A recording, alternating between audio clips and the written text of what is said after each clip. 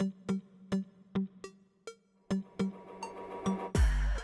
Traders and investors, welcome to Shaurya trading indicator. ఈ వీడియోలో నేను అక్టోబర్ మంత్ కోసం 10 స్టాక్స్ చెప్తానండి మీకు, ఓకేనా. సో ట్రెండ్ మారబోతున్న 10 స్టాక్స్ నేను పిక్ చేసుకున్నాను. సో మన ఇండికేటర్స్ ప్రకారంగా ఏవైతే బుల్లిష్ ట్రెండ్లోకి మారాయో అలాంటి స్టాక్స్ అని చెప్తాను, ఓకేనా. సో మన ఫస్ట్ స్టాక్ వచ్చేసి టొరెంట్ ఫార్మా అండి. సో టొరెంట్ ఫార్మా చూస్తున్నారా, దీనికి మన సపోర్ట్ వచ్చేసి 3295 దగ్గర సపోర్ట్ ఉంది, అవునా. అండ్ అలాగే రెసిస్టెన్స్ వచ్చేసి 3525 దగ్గర రెసిస్టెన్స్ ఉంది. సో చూస్తే మార్కెట్ ఇక్కడ ఒక సపోర్ట్ రేంజ్ ఫామ్ అయింది, చూసారా అండి. డే టైం ఫ్రేమ్లో 16th ఆగస్ట్ రోజు ఒక సపోర్ట్ రేంజ్ ఫామ్ అయింది. సో ఇక్కడ నుండి సపోర్ట్ తీసుకొని అప్ సైడ్ వెళ్ళింది. అండ్ అలాగే మళ్ళీ ఎప్పుడైతే ఫాల్ వచ్చిందో ఇదే సపోర్ట్ రేంజ్లో మనకైతే మళ్ళీ సపోర్ట్ తీసుకుంది, అవునా. కాకపోతే ఇక్కడ ఒక రెసిస్టెన్స్ లెవెల్ ఉంది కదండి. ఈ రెసిస్టెన్స్ లెవెల్ పైన డే క్యాండిల్ క్లోజ్ అయితే మాత్రమే ఫ్రెష్ ఎంట్రీస్ తీసుకోవచ్చు, ఓకేనా. సో మన రెసిస్టెన్స్ ఏంటి అండి, 3525 అబోవ్ డే క్యాండిల్ క్లోజ్ అయితే మాత్రమే ఫ్రెష్ ఎంట్రీస్ తీసుకోవాలి, ఓకేనా. అండ్ మన సెకండ్ స్టాక్ వచ్చేసి శ్రీ సిమెంట్ అండి. సో శ్రీ సిమెంట్ అయితే బయ్యర్స్ యాడ్ అవుతూ ఉన్నారు శ్రీ సిమెంట్కి, అవునా. అండ్ కాకపోతే ఈ మధ్య కాలంలో సైడ్ వేస్ మార్కెట్ని ఇండికేట్ చేస్తుంది. ఇక్కడ చూస్తున్నారండి మనకి ప్లస్ కలర్లో ఉన్నాయి, ఎల్లో కలర్లో. సో ఇది సైడ్ వేస్ మార్కెట్ని ఇండికేట్ చేస్తుంది. అండ్ అలాగే ఈక్విలిబ్రియం ఈ గ్రే కలర్లో ఉంది కదండి. సో ఇది ఈక్విలిబ్రియం లెవెల్ అనమాట. దానిపైకి క్యాండిల్ అంటే క్లోజ్ అవ్వలేదు, వెళ్ళి మళ్ళీ వచ్చేసింది. ఒకవేళ మళ్ళీ ఫ్రెష్ ఎంట్రీస్ తీసుకునే వాళ్ళు 26,400 అబోవ్ డే క్యాండిల్ క్లోజ్ అయితే ఫ్రెష్ ఎంట్రీస్ తీసుకోవచ్చు, ఓకేనా.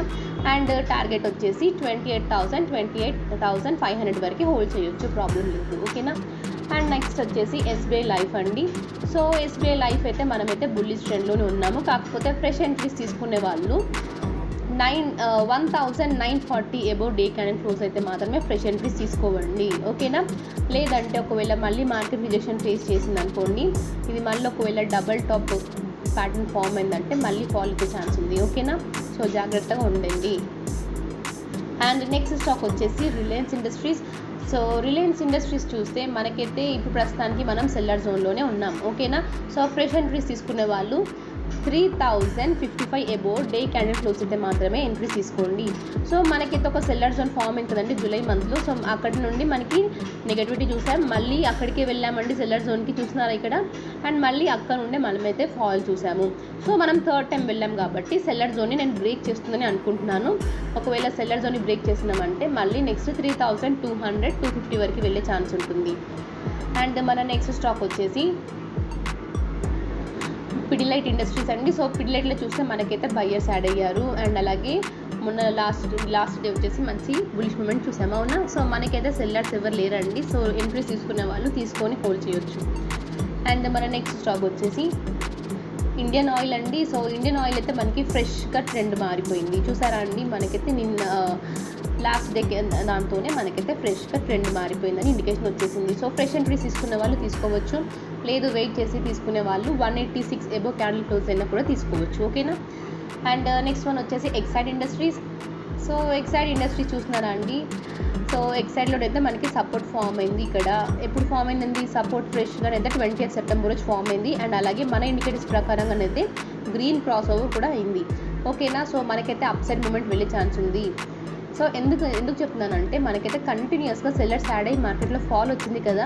సో ఫాల్ కంటిన్యూస్గా పడిపోతూ ఉండదు కదండి మార్కెట్ ఎప్పుడైనా. సో మళ్ళీ బౌన్స్ బ్యాక్ అవ్వాల్సిందే. సో ఫస్ట్ టైం మనకి బయ్యర్స్ యాడ్ అయ్యారు కాబట్టి మార్కెట్ కొద్దిగా అప్ సైడ్ మూమెంట్ వెళ్ళే ఛాన్స్ అని చెప్తున్నాను. సో మన ఫస్ట్ రెసిస్టెన్స్ అండి 515 అండ్ మన సెకండ్ రెసిస్టెన్స్ వచ్చేసి 560, ఓకేనా.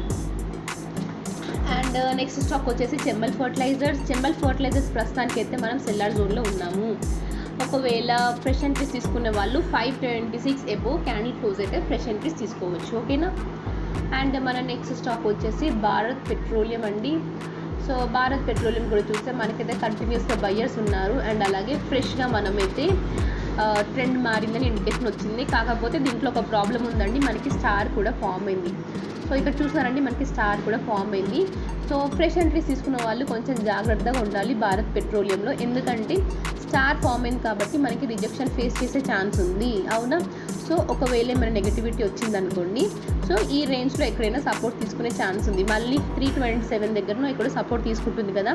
సో అలాంటి టైంలో ఫ్రెష్ ఎంట్రీస్ తీసుకున్నాం అనుకోండి, మనకైతే తక్కువ ప్రైస్లో మనం స్టాక్ అనేది వచ్చేస్తుంది, అవునా. అండ్ అలాగే మన నెక్స్ట్ స్టాక్ వచ్చేసి అజంతా ఫార్మా.